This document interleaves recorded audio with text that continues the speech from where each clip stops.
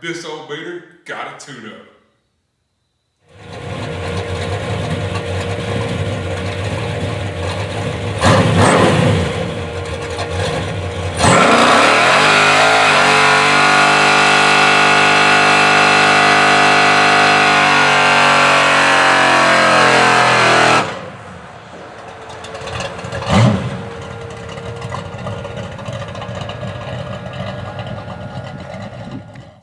Hey y'all, welcome back.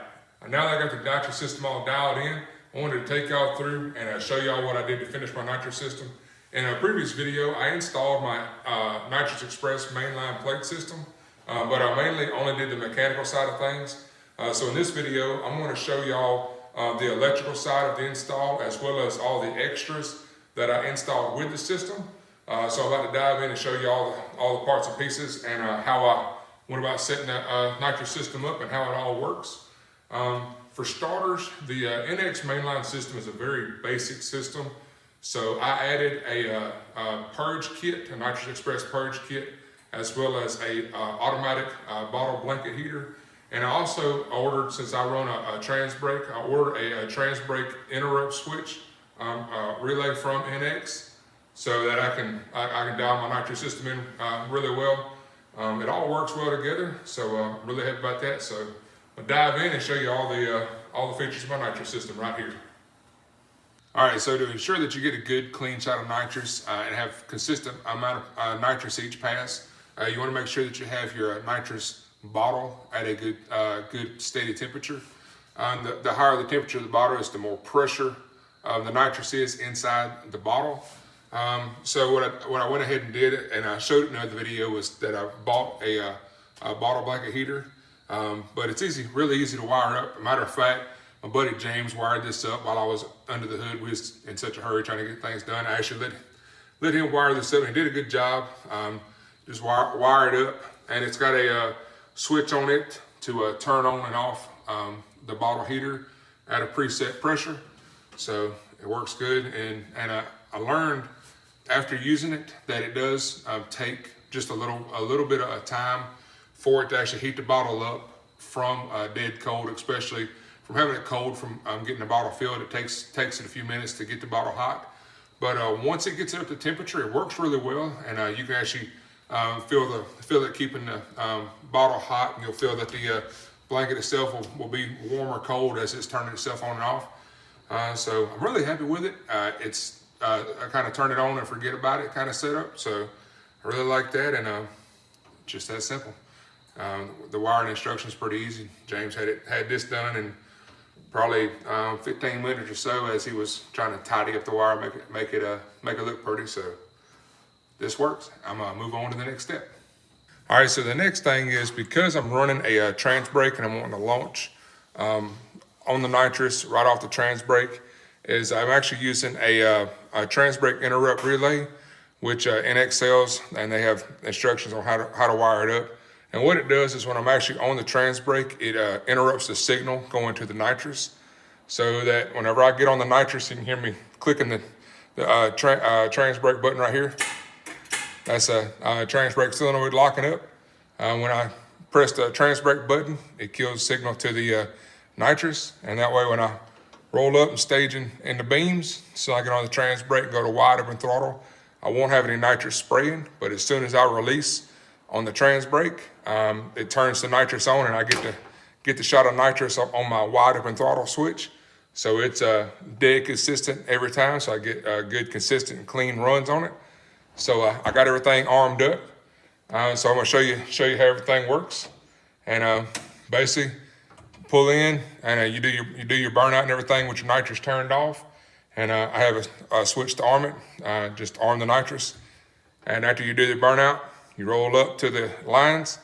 You get on the trans brake when you get to the light your second bulb up. So you heard the trans brake light up, and I go to wide open throttle, and you can't hear the solenoids clicking. So when I let go of the trans brake, that's the nitrous turning on. So that's how it works. So everything works on that, and you can do it without having all the nitrous spraying up. I just want to do that because it kind of looks cool. But you can hear and feel the relays and stuff clicking. So whenever you want to do a diagnostic, which you're at the track to make sure you're going to work right, you can hear all the solenoids clicking and everything. So I really like that setup, and hopefully it's going to make me make some good consistent times at the track. So move on to the next step, show you what else I got. So one of the things you really want to have when you're running a nitrous system is to have a nitrous purge kit. And as any of y'all have seen, if you've been to the racetrack and stuff, and you've seen a nitrous car staging up, and you see them spraying the nitrous sky high coming off the car before they stage up to race, what they're doing is they're actually opening the nitrous system up to allow the nitrous pressure to force any air out of the nitrous lines. That allows it to have just straight nitrous all the way up to the nitrous solenoid. That way, so when you launch off the nitrous and you engage your nitrous, you have just straight nitrous, no air, nothing, so there's no gap for the nitrous to spray in the engine. It just makes you have good, consistent and clean shots of nitrous every time. So that's what I got. I actually bought a nitrous purge kit. It's a very basic kit. And when I first put it on, I knew that the short evac line that come with the kit, I knew it wasn't going to work too well, but I really wanted to get the truck together so I could make it to the first race. So I went ahead and threw it all together and put it on the truck. But after I put it on the dyno and ran it, I come home and I ordered a longer nitrous line, and I actually moved my purge solenoid up to the firewall right here, and I bought this extra line and got it routed to where it sprays the nitrous out from behind the cowl hood, hood scoop on my hood. So it works great, and even with the nitrous being, the purge solenoid being that far away, it still evacuates all the air out of the system. So works really good, and even with a cheap kit, having to add the extra lines to it, it's a really nice setup to have. So very happy with that purge kit. All right, so as you may have saw at the very beginning of the video, yes, I did actually put this truck on the dyno. So I want to talk about that and what I've done with this truck since getting the nitrous set up on it. I took it to the first foot brake race, and I didn't use the nitrous there. Ran really good. I think I got put out in the third or fourth round. I can't remember.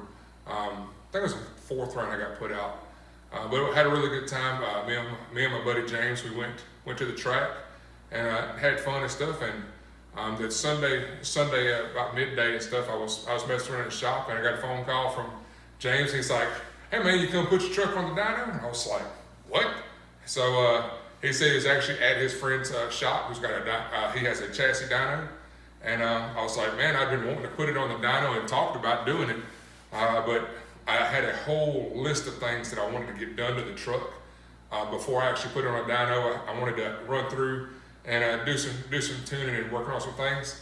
So I wasn't exactly ready to put the truck on the dyno, but I wasn't going to turn down a chance to get on there. So I said, yeah, man, I'll meet you up there whenever, as long as he's ready to put it on. So I already had the truck on the trailer, so I hightailed it down to the shop, and Austin was gracious enough to, after he actually opened the shop to tune another guy's car.